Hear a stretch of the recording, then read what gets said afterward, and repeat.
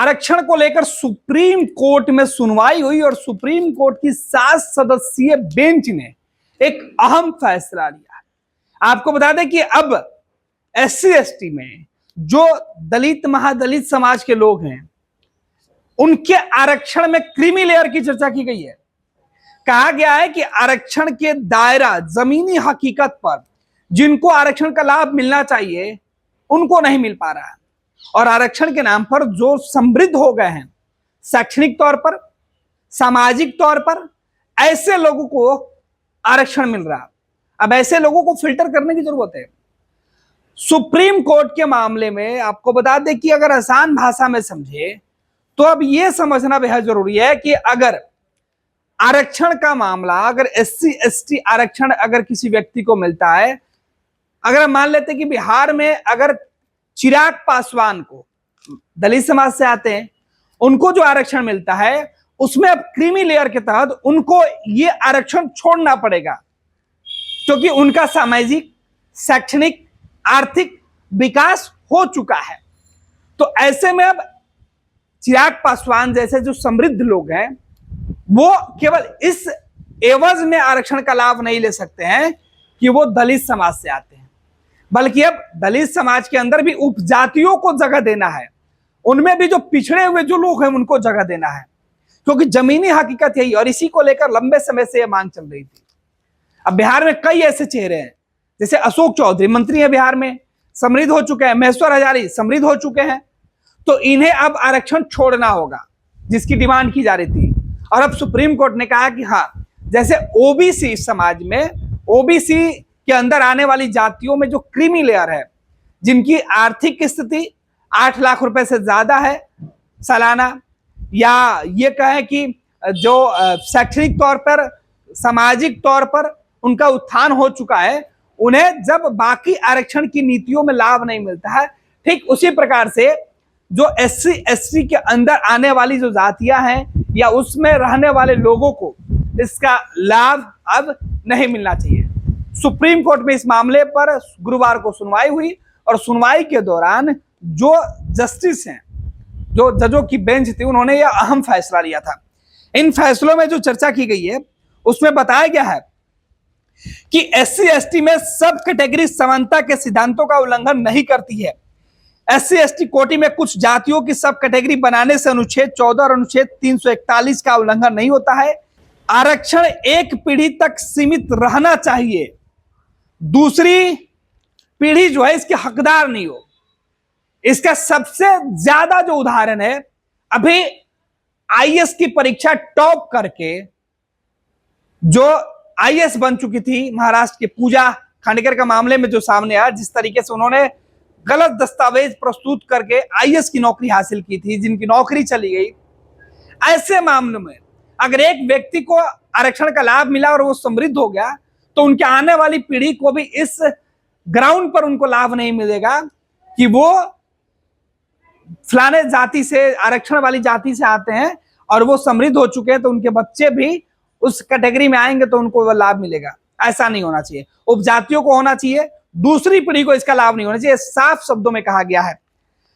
आपको बताते हैं कि क्रीमी लेयर को लेकर, इस दायरे को लेकर चर्चा की गई थी। क्रीमी लेयर के अंदर उन लोगों को इस दायरे से बाहर निकाला जाए जो समृद्ध हो चुके हैं।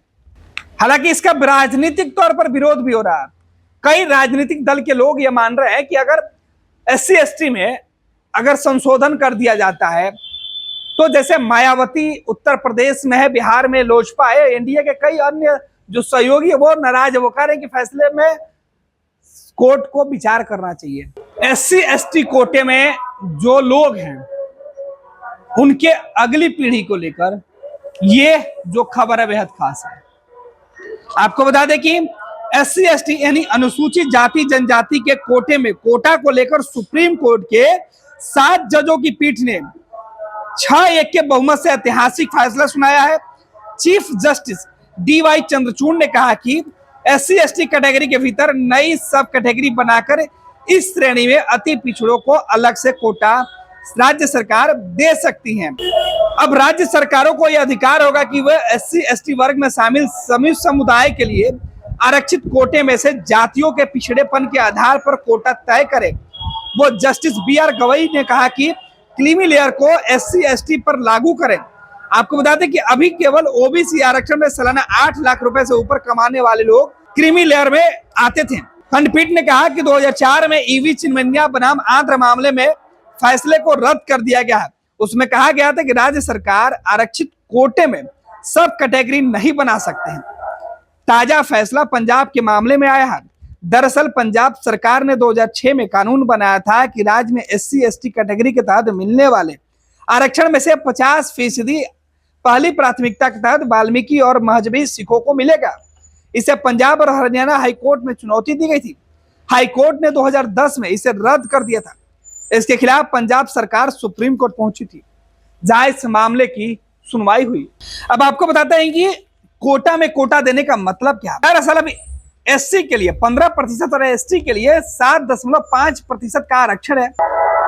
इस 22.5% के आरक्षण में ही राज्य SC और ST के उन कमजोर वर्गों को कोटा तय करेगी।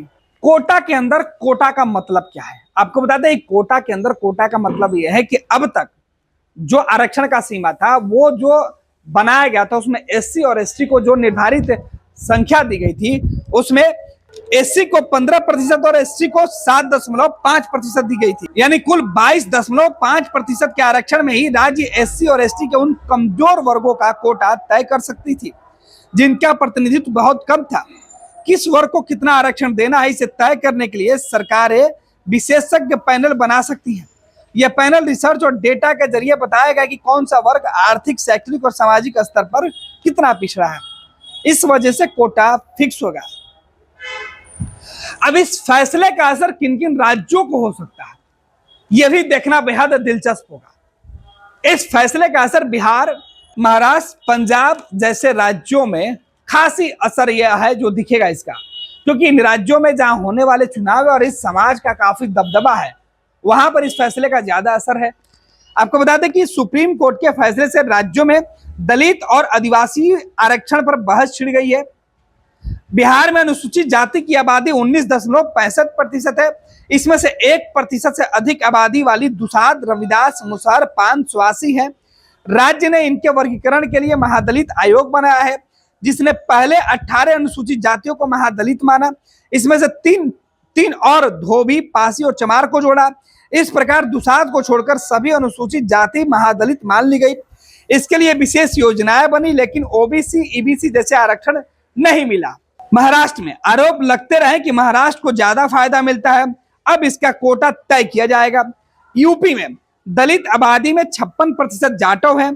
दलितों की कुल 66 उपजातियां में 55 का संख्या बल ज्यादा नहीं है।